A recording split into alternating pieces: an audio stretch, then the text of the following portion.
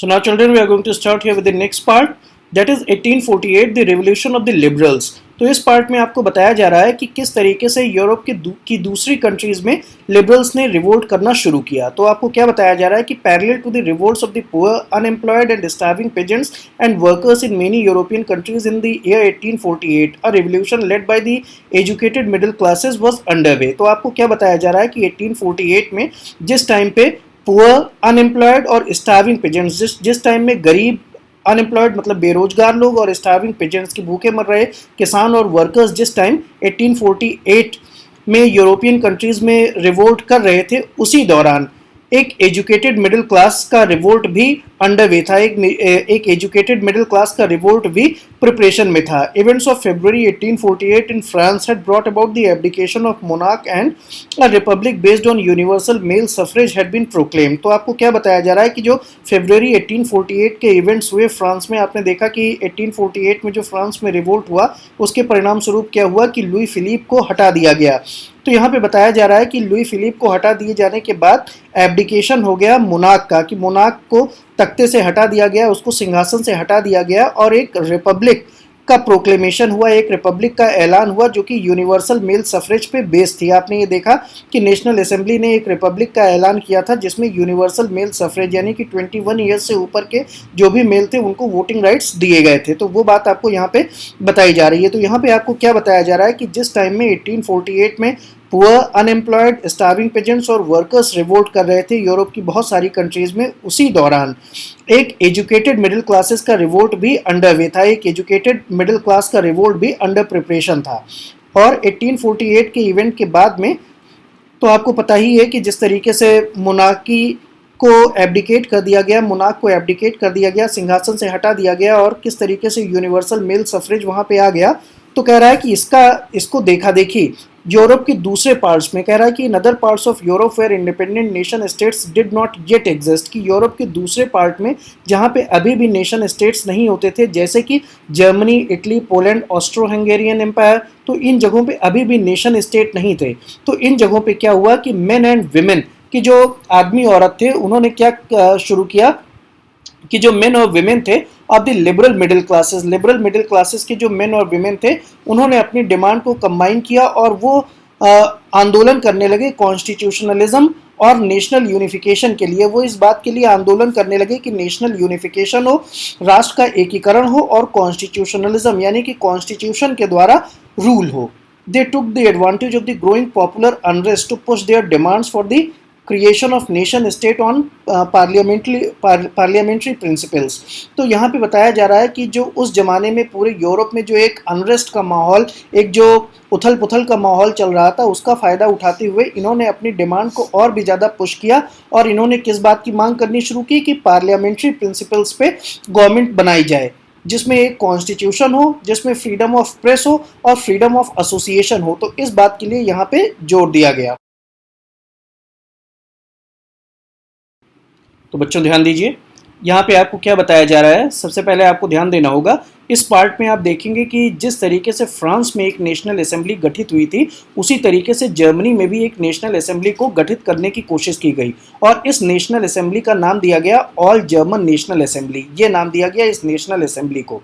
तो इस national assembly को वहाँ के प्रोफेशनल्स, बिजनेसमैन और आर्टिजन्स वगैरह ने मिल करके इसको इलेक्ट किया था। तो आप ध्यान दीजिए, इसको लाइन बाय लाइन समझिए। कह रहा है कि in the German regions a large number of political associations whose members were middle class professionals, businessmen and prosperous artisans came together in the city of Frankfurt and decided to vote for an all German national assembly। तो कह रहा है कि Europe के वो इलाके जो कि जर्मन रीजन्स थे, वहाँ पे बहुत सारी पॉलिटिकल एसोसिएशंस पहले से ही काम कर रही थी और उन पॉलिटिकल एसोसिएशंस के जो मेंबर्स थे, तो जिनमें मेनली प्रोफेशनल्स थे, कई सारे बिजनेसमैन थे, कई सारे प्रॉस्परस आर्टिजन्स, मिस्त्री वगैरह थे। तो ये लोग आगे आए और इन्होंने ये डिसाइड किया कि एक all German national assembly constitute की जाएगी फ्रैंकफर्ट में। और इसके परिणाम स्वरूप 18 मई 1848 को 831 इलेक्टेड मेंबर्स जो कि इलेक्ट हुए थे, ये फ्रैंकफर्ट पार्लियामेंट की तरफ बढ़े और इस फ्रैंकफर्ट पार्लियामेंट को ऑर्गेनाइज किया गया था सेंट पॉल्स चर्च में। तो ये जो प्रोफेशनल्स बिजनेसमैन वगैरह थे बच्चों, ये आपको क्या बताया गया कि इन लोगों ने मिल करके वोटिंग की और इन्होंने 831 मेंबर्स इलेक्ट किए। और ये 831 मेंबर्स थे, ये वैसे ही थे जैसे अपने देश में मेंबर ऑफ पार्लियामेंट होते हैं, उसी तरीके से ये 831 मेंबर्स जो इलेक्ट हुए थे ये वहाँ की ऑल जर्मन नेशनल असेंबली के मेंबर्स थे।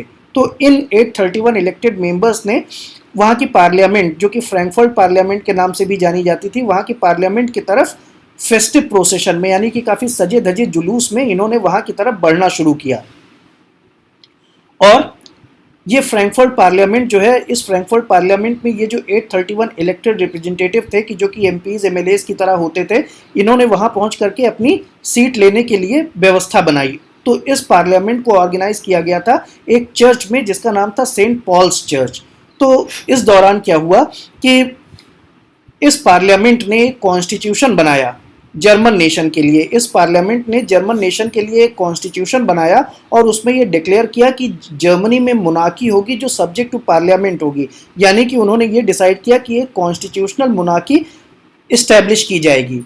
और कॉन्स्टिट्यूशनल मोनार्की इस्टेब्लिश करने के लिए जो कॉन्स्टिट्यूशनल मोनार्क अपॉइंट किया जाना था, उसके लिए किसका नाम सेलेक्ट किया गया?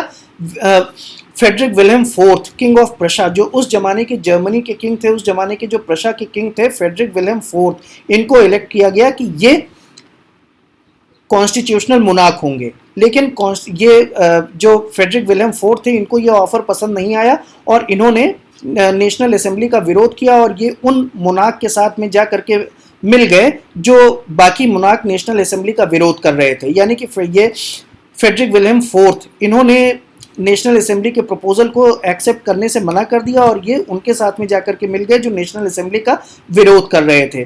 तो धीरे धीरे करते करते नेशनल असेंबली का विरोध बढ़ा और एरिस्टोक्रेसी और मिलिट्री स्ट्रांग होती चली गई। और वही नेशनल असेंबली में भी जो मिडिल क्लास पीपल थे, उनका वर्चस्व, उनका इन्फ्लुएंस बढ़ता गया कि जिसकी वजह से वर्कर्स और आर्टिजन्स, जो कि नंबर में काफ़ी ज़्यादा थे, उनकी मांगों को सुनने वाले लोग कम रह गए और इस तरीके से नेशनल असेंबली वीक हो गई। और उसके बाद फिर ये जो मुनाक, जो नेशनल असेंबली की खिलाफत में काम कर रहे थे, इन्होंने ट्रुप बुला करके, सेनाएं बुला करके नेशनल असेंबली को डिसबैंड कर दिया। तो ये बात आपको बताई गई कि ये नेशनल असेंबली इस वजह से डिसबैंड हुई क्योंकि मुनाकी तो हमेशा से ही इसके खिलाफत में थी और इसने अपने आप को भी वीक कर लिया क्योंकि इसमें मिडिल क्लास लोगों का इन्फ्लुएंस हो गया, मिडिल क्लास पीपल जो थे उनका इन्फ्लुएंस हो गया और वर्कर्स और आर्टिजन्स के मैसेजेस को पहुंचाने वाला चैनल जो था, वर्कर्स और आर्टिजन्स के मैसेज को कम्युनिकेट करने वाला जो चैनल था वो वीक हो गया, जिससे वर्कर्स और आर्टिजन्स भी नेशनल असेंबली के खिलाफ हो गए और इस तरीके से नेशनल असेंबली कमज़ोर हो गई और बाद में सेना बुला करके इस नेशनल असेंबली को इसका ध्वस्त कर दिया गया, इसको डिसबैंड कर दिया गया।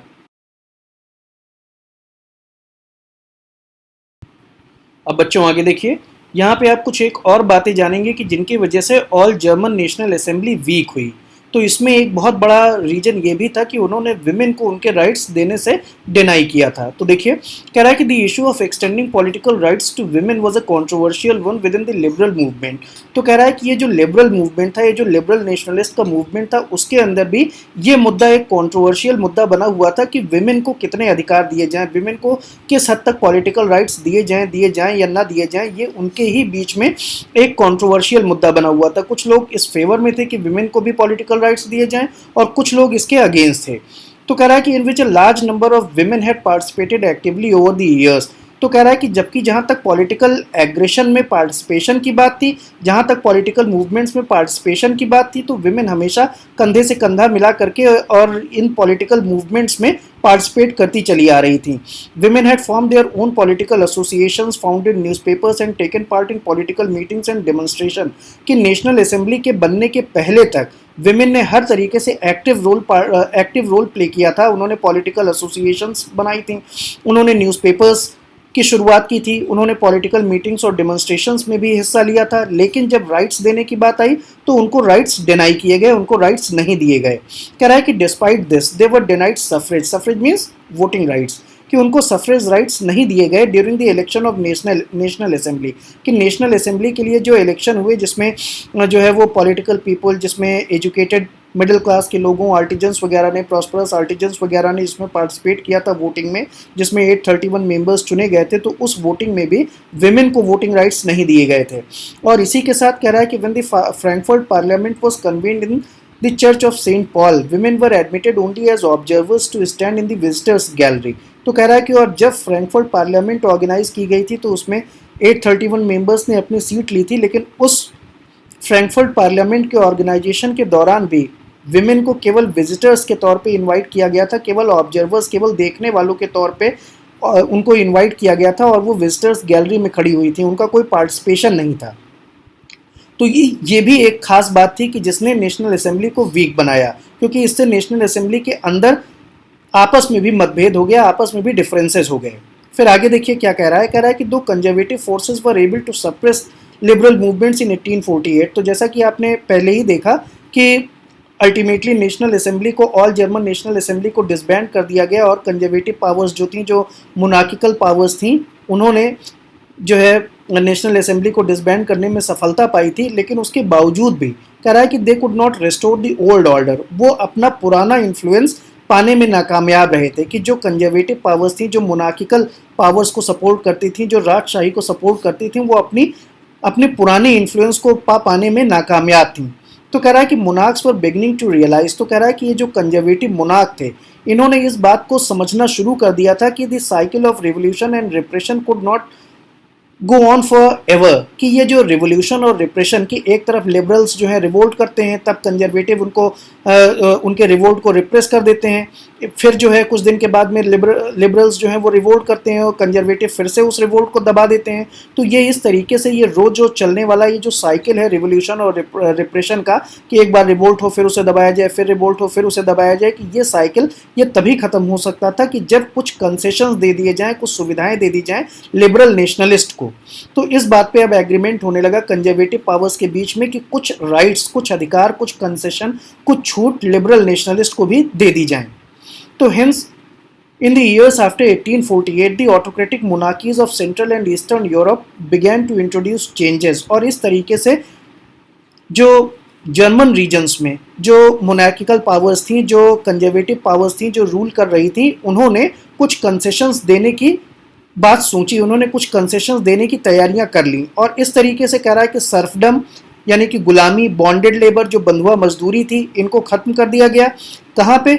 हैब्सबर्ग डोमिनियंस में। डोमिनियन का मतलब एरिया, कि जो हैब्सबर्ग रूल वाला जो इलाका था वहाँ से सर्फडम और बॉन्डेड लेबर को खत्म कर दिया गया, रशा से खत्म कर दिया गया। और कह रहा है कि हैब्सबर्ग रूलर्स जो थे उन्होंने ज़्यादा ऑटोनॉमी, ज़्यादा स्वायत्ता, ज़्यादा सेल्फ पावर जो है वो ग्रांट करनी शुरू कर दी हंगेरियंस को इन 1867। की जो हंगेरियंस थे, जो कि लिबरल्स का पार्ट थे, तो उनको कुछ ज़्यादा सुविधाएं इन्होंने देनी शुरू कर दी कि किसी तरीके से ये रिवोल्यूशन का साइकिल खत्म हो। तो ये बात आपको यहाँ पे बताई गई।